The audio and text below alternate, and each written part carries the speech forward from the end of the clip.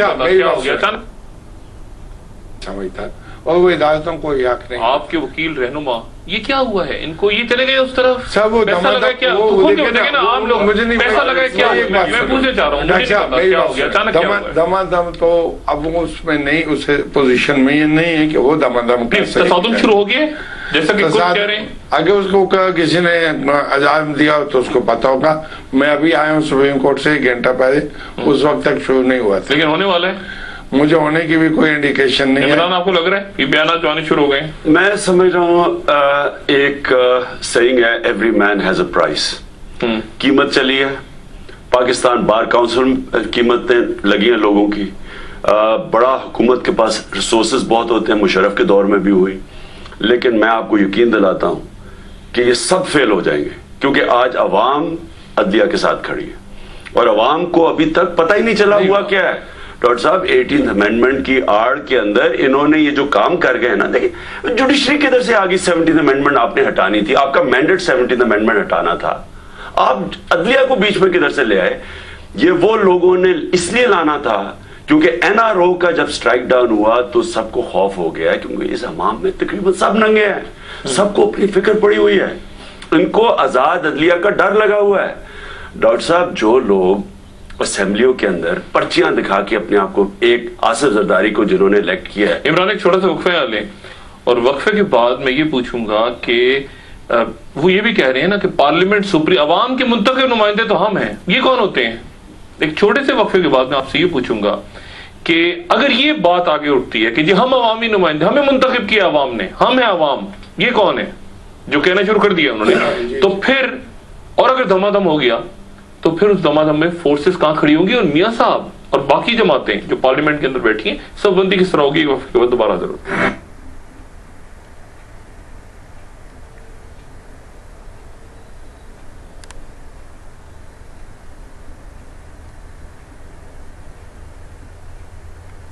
और कौन है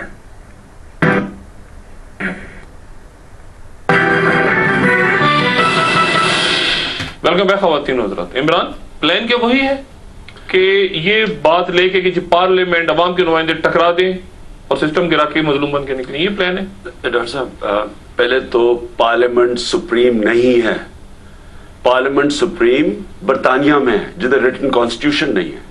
जब आपकी रिटन कॉन्स्टिट्यूशन होती है तो कॉन्स्टिट्यूशन सुप्रीम होती है और कॉन्स्टिट्यूशन के जो इंटरप्रेट करता है वो है सुप्रीम कोर्ट, और सेपरेशन ऑफ पावर के ऊपर ये सारा निजाम चलता है जो 73 कॉन्स्टिट्यूशन में है। ये बिल्कुल ये लोगों को धोखा देने की बात है कि जी पार्लियामेंट जो मर्जी कहे वो कर दे। पार्लियामेंट आपको पता है कि 73 कॉन्स्टिट्यूशन की स्पिरिट के खिलाफ नहीं जा सकती। हसबा बिल जो था वो डिफीट हुआ है। क्यों डिफीट हुआ? उन्होंने कहा कि ये सुप्रीम कोर्ट ने कहा ये कॉन्स्टिट्यूशन की सुप्रीमेसी के स्पिरिट के खिलाफ है। हसबा बिल एक इलेक्टेड पार्लियामेंट ने पास किया था। तो ये कहना कि अब क्योंकि अब हमने फैसला कर लिया जजेस के हाथ बांधने के लिए और आप चुप करके बैठ जाए, मुझे तो पार्लियामेंट सुप्रीम ये जब तोड़फोड़ करवा दी इन्होंने आपस में, देखिए ना ये प्लानिंग तो अच्छी हुई ना इमरान, प्लानिंग अच्छी, जो भी आप कहें प्लानिंग इन्होंने वकीलों में लड़वा दिया, वकीलों को लड़ाया। लेकिन मैं आपको एक बात बता दूं, अवाम किधर खड़ी है? जिधर अवाम खड़ी है, पहले भी तो उन्होंने वकीलों को लड़ाने की कोशिश की थी। डॉक्टर साहब आज वकील जितने मुतहद हैं इतने पहले नहीं थे। आप हैरान होंगे, मैं आपको यही कहता हूँ, मैं सिंध से शुरू कर रहा हूँ और 7 अक्टूबर और 8 अक्टूबर को मैं हैदराबाद सिंध में हूँ और फिर सक्कर।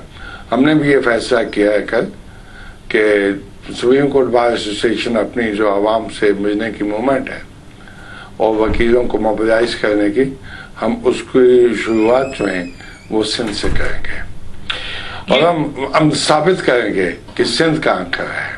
हम आपको बताएंगे। यानी आप तैयार हैं इस पूरे मैंने वार होता है डॉक्टर साहब तैयार तो ये कि हमारे लिए हमारी बका की जंग है। हम ये समझते हैं कि माशरे में अगर आजाद इदारत नहीं है तो कोई इदारा मुस्तहकम नहीं रहेगा। अच्छा, ये कुछ भी नहीं रहेगा। इमरान ने बात की कि 1973 के आईन के हवाले से इमरान ने बहुत अच्छी बात की। मैं इस पे साहब 1 मिनट जरा कमेंट लूं। पाकिस्तान के साबिक वजीर कानून और जो 1973 का आइन जिन्होंने ड्राफ्ट किया और सबसे ज्यादा समझते हैं, अब्दुल हफीज पीरजादा साहब टेलीफोन लाइन पे। पीरजादा साहब अस्सलाम वालेकुम। अस्सलाम वालेकुम डॉक्टर साहब। پیرزادہ صاحب یہ بتائیے گا کہ یہ جو 18ویں ترمیم ہے یہ کیا اس کی ایک شک چیلنج ہو سکتی ہے یا پوری ترمیم ہی ماورائے آئین ہے؟ یہ کیا ہے؟ نہیں ڈاکٹر صاحب، پریسیڈنٹ تو یہ ہے کہ پورے کے پورے قانون کو چیلنج کرنا ضروری نہیں ہے جی، اور اس میں کچھ شکیں جن پہ اعتراض ہو سکتے ہیں وہ چیلنج ہو سکتی ہیں اور کورٹ ان کو اسٹرائک ڈاؤن کر سکتی ہے. اچھا، اور 18ویں ترمیم کے سلسلے میں مجھے یہ کہنے دیجئے کہ میں شروع ہی سے کروں گا کہ جو انگریزی محاورہ ہے to open can of worms, یعنی ایک کیڑوں کا آپ ٹن کھولتے ہیں اور وہ چار طرف بھاگنے شروع کر دیتے ہیں. یہ تو پتہ نہیں میری سمجھ سے باہر ہے، قاصر ہوں میں کہ انہوں نے یہ کیا کیا ہے. چار جو بیسک فیچرز ہیں کانسٹیٹیوشن کے، جن کے اوپر پورا یہ جو ستون ہیں جن کے اوپر پورا یہ قائم ڈیپینڈ کرتا ہے، چاروں کے چاروں کو انہوں نے وائلیٹ کیا ہے. اور اس سے یہ سوال پیدا ہوتا ہے، چاروں ستون کون سے ہیں جناب والا؟ Parliamentary democracy. اچھا، انہوں نے کیا ہے اس کو بھی وائلیٹ. اور ریکال کا رائٹ آپ دے دیتے ہیں پارٹی لیڈر کو کہ کسی بھی ممبر کو جس کو عوام نے منتخب کیا ہے، آپ اس کو پارٹی کا لیڈر اس کی ممبرشپ ختم کر کے بلا سکتا ہے. وزیر اعظم کو آپ کسی بھی وقت ووٹ آف نو کانفیڈنس کے لیے پیش کر سکتے ہیں ایوان میں. اور اب یہ کہ وزیر اعظم منتخب بھی ہوگا تو سمپل میجورٹی سے ہوگا، ایبسولوٹ میجورٹی کی ضرورت نہیں ہے. میں آپ کو 50 چیزیں بتا سکتا ہوں جنہوں نے پارلیمنٹری ڈیموکریسی کو ختم کر دیا ہے اس میں. اور یہ کیا ہوا کہ پریزیڈنٹ سے تو پاور لے لی 58(2)(b) کی، یا appointment of chiefs of staff of the army, navy and air force, لیکن اسی پریزیڈنٹ کو آپ نے یہ بھی پاور دے دیا کہ کسی بھی وقت پرائم منسٹر کو کہے کہ جاؤ جا کے ووٹ آف کانفیڈنس لے لو. اور اگر وہ منتخب بھی نہیں ہے، باہر بیٹھا ہے، پریزیڈنٹ ہے پارٹی کا یا چیئرمین ہے پارٹی کا، تو وہ اس پرائم منسٹر کی بھی بنیادی رکنیت ختم کر سکتا ہے اسمبلی کی، جس سے وہ ہٹ جائے. اچھا، یہ شک بھی چیلنج ہو سکتی ہے کورٹ میں؟ یہ بالکل ہو سکتی ہے کیونکہ یہ بیسک فیچر ہے کانسٹیٹیوشن کا ہمارے.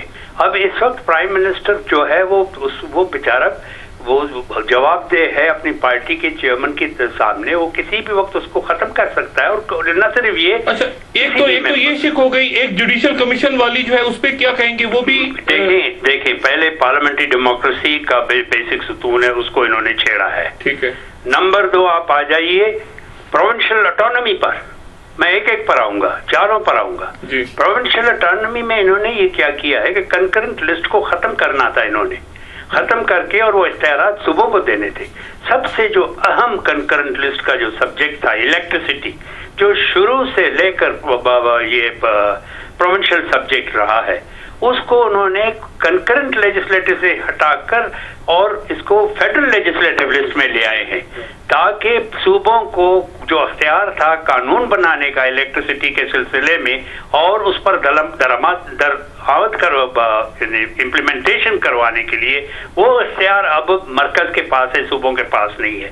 یہ میں صرف ایک مثال دے رہا ہوں، اور بھی سبجیکٹ گئے. یہ بھی چیلنج ہو جائے گی؟ یہ بھی چیلنج ہوگی کیونکہ اس سے بیسک اسٹرکچر جو اسٹرکچر ہے فیڈرلزم کا وہ ختم ہو گیا ہے. ٹھیک ہے. آئیے اب آپ تیسری بات پر. تیسری ہے فنڈامنٹل رائٹس، جس کا ذکر کیا انہوں نے کئی کیسز میں. سپریم کورٹ نے کہا کہ یہ بیسک فیچرز ہیں کانسٹیٹیوشن کے.